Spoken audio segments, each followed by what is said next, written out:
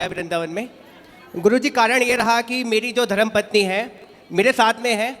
ये छोटी छोटी गुरुजी हर परिवार में छोटी छोटी बातें होती हैं और अपने घर बता देती है। और हमारी जो सासू माँ है गुरुजी वो उस बात का बतंगड़ बना के पेश करती हैं। और जब बात होती है मैं इससे कहता हूँ कि कम बात कर, लेकिन मेरे पीठ पीछे ये बात कर लेती है। और जैसी ही बात होती है गुरुजी बात का बतंगड़ बन जाता है। और गुरुजी बात का बतंगड़ ऐसा बना कि एक दिन मेरे ससुराल पक्ष से पूरे के पूरे गुंडे लोग आए और गुरुजी मेरे घर में टीवी तोड़ गए, मुझे पीट गए। और गुरुजी मेरे सिस्टर के बारे में अनाप शनाप बक के गए, मेरी फैमिलीज के बारे में अनाप शनाप बक के गए।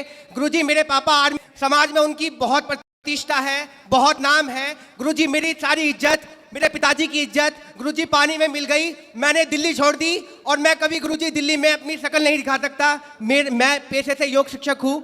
मैंने दिल्ली में उनको ही बताने दो कौन थे वो?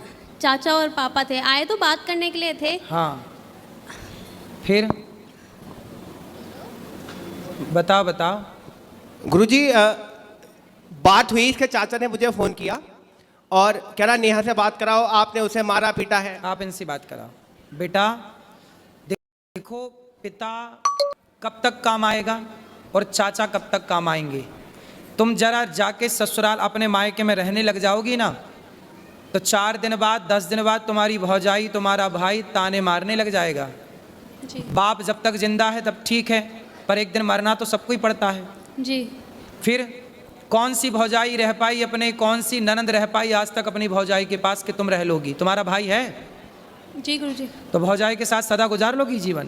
ताने मारेगी तुम्हारी भौजाई, आ गई अपने पति की तो हो ना सकी तो मेरी हो जाएगी, ऐसा ना बोले तो कह देना।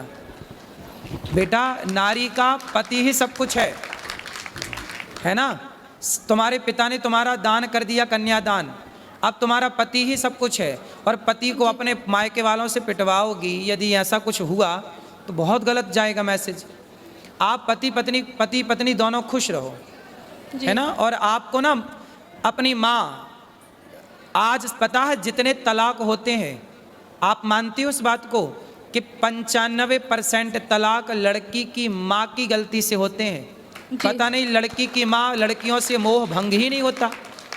जब इतनी बात करनी थी तुम्हारी माँ को तुमसे, तो फिर ब्याह ही क्यों किया? घर पे ही रखती अपने बात, दिन रात करती तुम बात, क्या दिक्कत थी?